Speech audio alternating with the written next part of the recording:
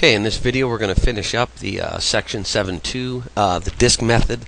And here we're going to step away from the disk method and find some solid figures with known cross sections. With the disk method, you can find the volume of a solid that has a circular cross section whose area is pi r squared. This method can be generalized to solids of any shape as long as you know the formula for the area of an arbitrary cross section. Some common cross sections are squares and rectangles, triangles, semicircles, and trapezoids.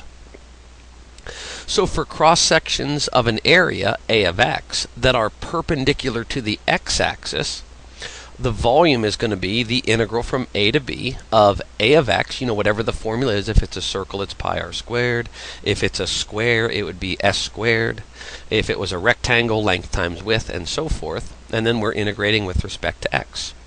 And here we can see that in the figure on the left. Here is our xy axis is sort of laying flat on a table. And these three-dimensional volumes or solids are sort of growing up out of, that flat plane. And here we can see our little delta x. We are integrating with respect to the x-axis. And we could also do it with respect to the y-axis. Again, here are the x and y axes, laying flat on a table. And we are growing these three-dimensional shapes out of, that flat plane. And if we integrate with respect to y, there our definite integral goes from c to d of the area formula in terms of y and integrated with respect to y. And those static pictures in the book don't do this justice. Here is our xy plane, and we have a parabola opening up. We would find, in between the sides of that parabola would be the length of one of our representative rectangles. And what this representative rectangle is going to be now is the base of a three-dimensional solid. So here again is the xy plane as we're used to seeing it. Maybe if we flatten that out, again, now this blue plane, the xy plane, is flat on our desks, and between the sides of this parabolic curve, we have, this will be the base of, right now we're looking at squares. So we figure out what the distance is between the sides of the parabola, and since all sides of a square are the same, that'll be the height of the square and the width. And we'll look at this in slices. Down near the origin, the slices are very small. But as we go away from the origin, the distance between the sides of the parabola grow, so the base of the square grows, so the squares get bigger and bigger. And the example we're going to look at has squares in it, but we could move that to a semicircle. Now if we look at this sort of head on, we can see this is a semicircle. Oops, didn't mean to do that. Oops. What's going on here? There we go. Spin this around a little bit. Oop. And there. And we're taking cross sections. Again, we want to know the base of this semicircle is going to be the distance between the sides of the parabola, and then we would use the area of a semicircle formula, 1/2 pi r squared. And because this is the diameter all the way across the bottom, we'd want half of that for our radius. And we could also do it for equilateral triangles. Again, we're going to take our parabola, the same parabola, the distance between the sides of the parabola is still the base of our 3D shape, but now we're going to do a triangle, an equilateral triangle. So, let's take a look here at example 6. And we have, find the volume of a solid shown in the figure. The base of the solid is a region bounded by these lines, f of x, 1 minus x over 2, and g of x, negative 1 plus x over 2, and the line x is 0. The first picture to start with might be easier. Down here, this bottom one, we're looking sort of an aerial view, straight down at what will be the base of our three-dimensional solid. And we can see from above, we have a triangular shape, and we're going to be looking at cross sections. The cross sections are these representative rectangles. So at any given time, we're going to need the height of a representative rectangle in terms of our variable. So in section 7.1, we were finding the area between two curves. And the idea is the same here. How tall is any representative rectangle? Well, we're going to do the upper curve, here I'll highlight in red, minus the lower curve, which I will highlight in blue. Upper curve minus lower curve will be the distance between, these lines in our coordinate plane, or now that we're doing these known cross sections, this is going to be the length of our base. Length of base of any given slice of our three-dimensional solid. And here our upper line is 1 minus a half x, or 1 minus x over 2. And then we subtract the lower curve, and our lower line here is negative 1 plus x over 2. And let's see here, if we distribute the negative, this will become a plus, and this one will become a minus. So we have 1 plus 1 is 2, and then minus a half x, and minus another half x is minus 1 whole x. So this is the length of a base, or the height of any representative rectangle, for any given x value. So let me give myself a little more room to work here. And the length of the base, again this is the base of any slice of our 3D solid, is 2 minus whatever the x coordinate is at that given place. And let's see here, just, if we go to the picture, here at x is 0, 2 minus 0 is 2. So this rectangle would be 2 high, and that makes sense. It goes from 1 to negative 1. If we plug in an x value of 1, 2 minus 1 is 1. So right here at x is 1, our representative rectangle would go from positive a half to negative a half, or have a height of 1. And if we go to the extreme out here at the tip of the triangle, at x is 2, 2 minus 2 is 0. There is no representative rectangle. There is no more height at that point. So there's the length of our base. Now we need the formula for the area of an equilateral triangle. And if you don't know this, this is also in the back cover of the book. The area of an equilateral triangle is root 3 over 4 times a side squared. So our new formula for this, from the last slide, is volume equals the integral from a to b of a of x dx.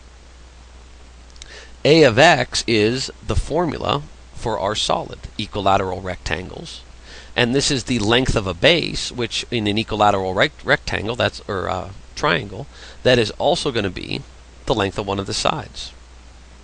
So our volume formula is, and we're integrating from, we can see on the picture, from 0 to 2, or we could have set those functions equal to each other and got those numbers. We're integrating from 0 to 2, and our formula is the root of 3 over 4 times a side squared. And here our side is 2 minus x. So there's our setup. Oh, and dx, and that's probably the hardest part. So let's see. This constant multiple, root 3 over 4, can be pulled out front. Root 3 over 4 comes out front of the integral sign. And I'm going to FOIL this out. 4 minus 4x plus x squared. And now that I see that the inner function did have a highest power of 1, we could have integrated that with the the power rule, made that 2 minus x quantity to the third divided by 3. But let's keep going this way and see how it turns out. We should get the same answer that I got previously. So let's get rid of this. And let's take our antiderivative. So the root 3 over 4 stays put. Antiderivative of 4 with respect to x is 4x. Minus the next term would be 4x squared divided by 2, or 2x squared. And then we would have plus x to the third over 3. And we are integrating from 0 to 2. Ooh, and I like that 0 as the lower limit, because that'll just wipe out every term in that part of our evaluation. So we still have our root 3 over 4. And we plug in 2. 4 times 2 is 8, minus 2 squared is 4, times 2 is 8. Ooh, 8 minus 8, that's going to become 0, plus 2 to the third is 8 over 3. And then for completeness, we would have minus 0 plus 0 when we evaluate our 0, and that just goes away. So we're left with our root 3 over 4 out front times 8 minus 8 is 0 times 8/3. So we can either reduce on the diagonal or multiply straight across and reduce. We'll have 8 square roots of 3 over 12, and that 8/12 reduces down to 2/3. 2/3 the root of 3. That will be the volume. Again, here is our shape. This is the base on the xy plane, is a triangular base, and from that triangular base we were growing rectangles, or equilateral triangles. So here right on the y-axis we have our tallest one, and then as we start to slide down the x-axis, here would be another triangle, and as we get closer and closer to x's 2, these triangles are shrinking. They're becoming smaller because the sides of our base are getting closer and closer together. And the exact volume of that would be 2/3 times the square root of 3. Now let's see, I don't have my notes on this, but I should be able to wing it. Let's think about what would be different if this was a semicircle as opposed to a triangle. So our base was 2 minus x. 2 minus x, and I'm going to try to do a sort of a little 3D rendering like we have here. Here are our x and y planes, and our triangle from 1 to -1 on the y-axis. Now instead of having triangles grow out of this, we can grow semicircles. So here would be a semicircle, here would be another one. I think you get the idea. So we want our volume is an integral from a to b of a of x dx. So what's the area of a semicircle? And we're still going to integrate from 0 to 2. Area of a semicircle is 1/2 pi r squared, radius squared. And what is the radius of this semicircle? Well, we're going from here to here, which is 1/2 of this diameter. 1/2 of 2 minus x, and that is a quantity squared. So before we try to simplify much, let's take care of that exponent. We still have our 1/2 pi. So 1/2 times the quantity 2 minus x squared, sort of like distributing the squared. 1/2 squared is 1/4. And then we would distribute here to this quantity, 2 minus x also squared dx.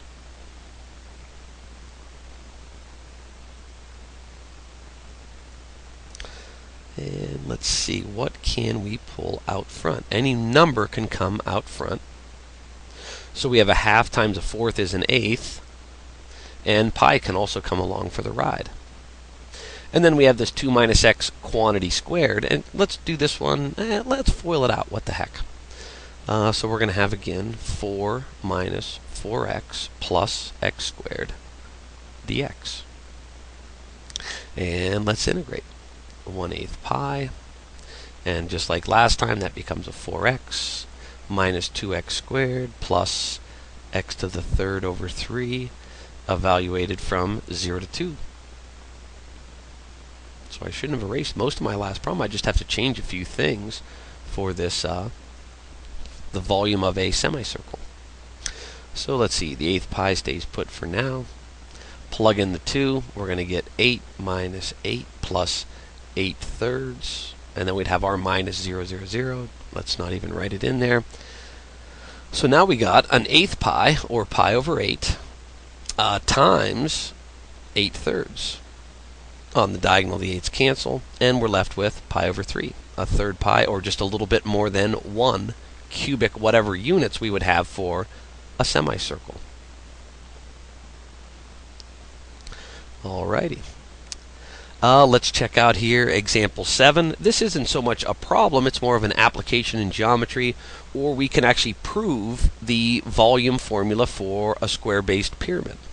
So prove that the volume of a pyramid with a square base is volume equals 1/3 height times the base, where h is the height and capital B is the area of the base. This will be interesting. So here, remember we're looking at sort of cross sections, and we're looking at, here is the base all the way at the bottom on the XY axis. And as we move up the y-axis, these squares are going to shrink as we get closer to the top. So let's try to figure out what's going on here. If we use similar triangles, if we remember our similarity stuff from geometry, and if we look down here at this cross section, we're looking at sort of these square platforms, these bases as they slide up and down that y-axis. And let's see here. The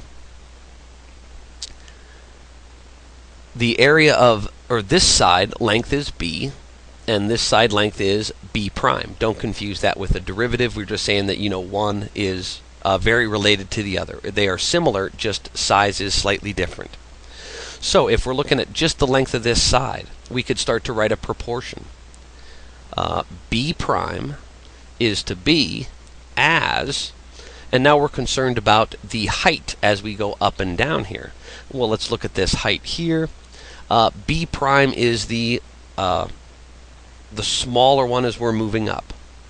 So here, what is the height going to be? Well, that's going to be h minus y, where y is the entire height.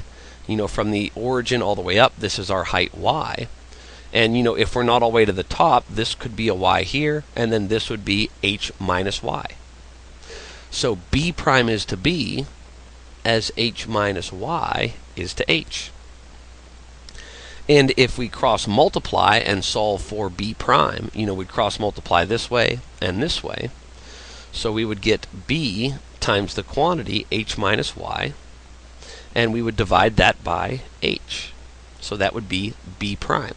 B prime is equal to b divided by the height times the quantity h minus y. So I'm going to need to save that for later.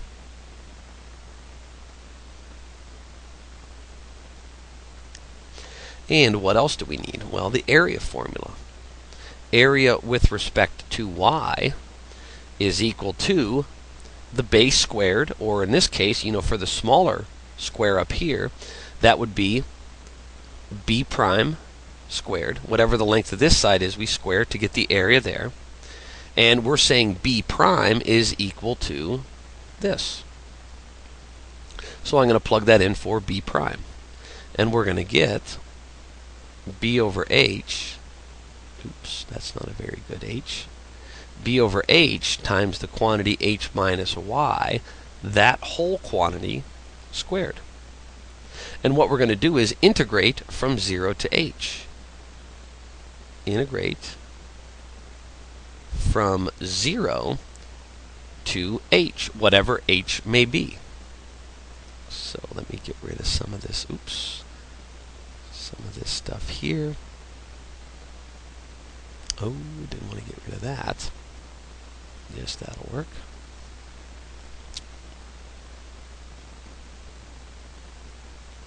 Drop the bracket. And we're going to integrate this from 0 to h when we get it set up. So, volume equals, we'll integrate from 0 to some arbitrary height of a of y dy. Just the area formula integrated with respect to y. And that's going to turn out to be 0 to h. This is what we have right here. B over h times quantity h minus y squared. And let's right now distribute this squared. The squared will be distributed to both terms of this fraction. B squared over h squared. And then we're going to have h minus y, quantity squared, dy. Okay, now we're getting somewhere. So we are ready to integrate, and we could think about it this way. B's and h's are just the bases and the heights, and those will be numbers at some point. The only real variable here is this y inside. So let's pull our b squared and h squared out front, and we'll integrate from 0 to h. of this quantity, h minus y squared, with respect to y. So let's think about integrating here. Looks like we have a composite function, h minus y quantity squared. If this is our u, h minus y, then du, the derivative inside, h is just a number that would derive away. The derivative of negative y is negative 1 dy. So before we integrate, we need a negative dy. So if I put my negative here to make this negative dy, which will be my du, I would have to tweak it out front with another negative. And now we can integrate. So now we have a negative b squared h squared. And this is our inner function. We raise that 1 power up. H minus y to the 3rd power now. And that's divided by 3. And we're integrating from 0 to some height h.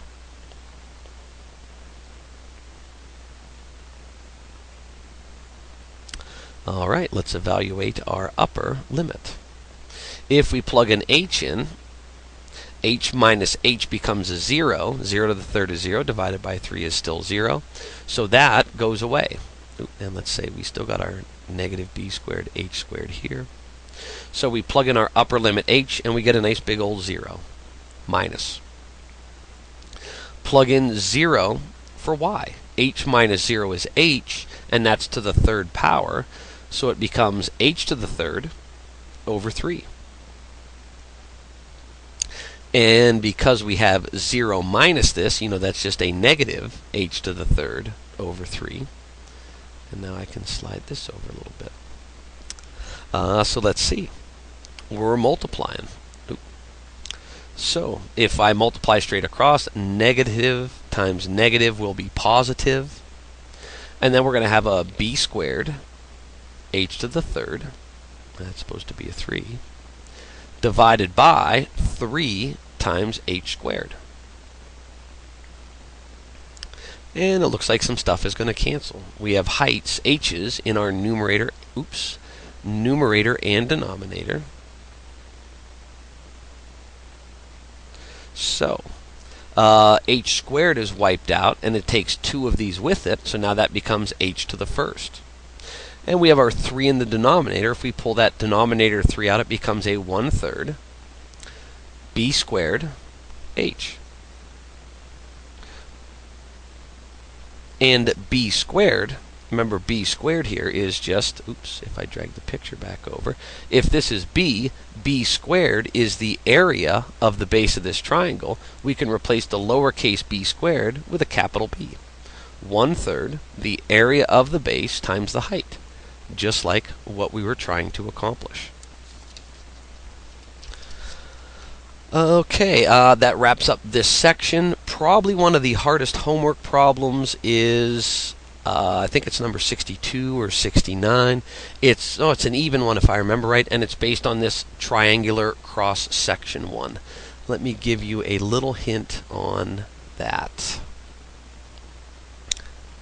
Okay, I just opened my book. This is problem number 62 from the homework. And it says, find the volume of a solid whose base is bounded by a circle. So we have our circle formula, x squared plus y squared is equal to 4. So, I'm going to draw myself a quick xy axis. X squared plus y squared equals r squared. So this is our radius squared, or our radius is 2. So our circle is going to go on the x and y axis from 2 to -2. And I'll draw my circle in green. Now this is going to be the base of our solid.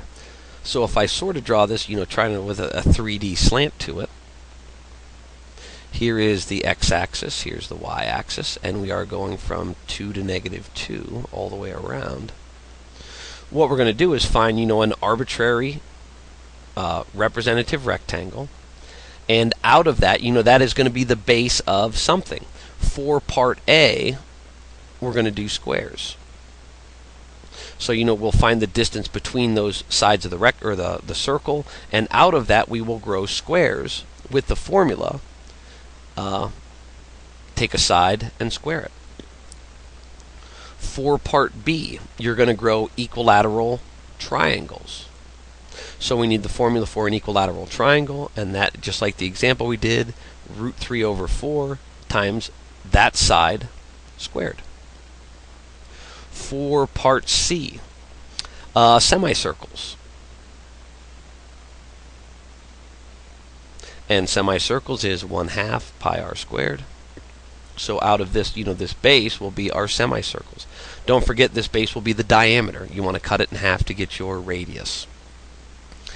And the last one is probably the worst, isosceles right triangles. Isosceles right triangles. So here, if we grow an isosceles right triangle, this will be a right angle, and we are going to need to know the height here. Because for a basic triangle or any triangle, area is 1/2 the base times the height. Well, here our base is going to be the distance between two sides of the circle, which we'll get to in a minute. But the height of an isosceles right triangle is going to be 1/2 of this length. So whatever we find here for this base, we're going to chop it in half, and that will be the h in our basic triangle area formula. So let's work on what these representative rectangles are going to be. We will be integrating with respect to x. So we're going to want to solve this for y. So y squared is going to equal 4 minus x squared. And if we square root, y is equal to the root of 4 minus x squared. And don't forget, we have a plus and minus root. So that means the upper half of our circle above the x-axis is the positive root of 4 minus x squared. And underneath the y-axis or x-axis, we have the negative half of our circle, or the negative square root of 4 minus x squared. So as we take slices to find the volume here, we'll be taking arbitrary slices, or finding the height of these representative rectangles. That'll be upper curve minus lower curve. Upper curve is the root of 4 minus x squared, minus the lower curve, negative root of 4 minus x squared. And if we distribute the negative, we add the opposite, we get a plus. We have 2 roots of 4 minus x squared. So this is going to go into the formulas. The square formula, you'll cut it in half for the semicircle formula. It'll go in for equilateral triangles, and this will also be the base of the right isosceles triangles. So there's a little push in the right direction on problem number 62.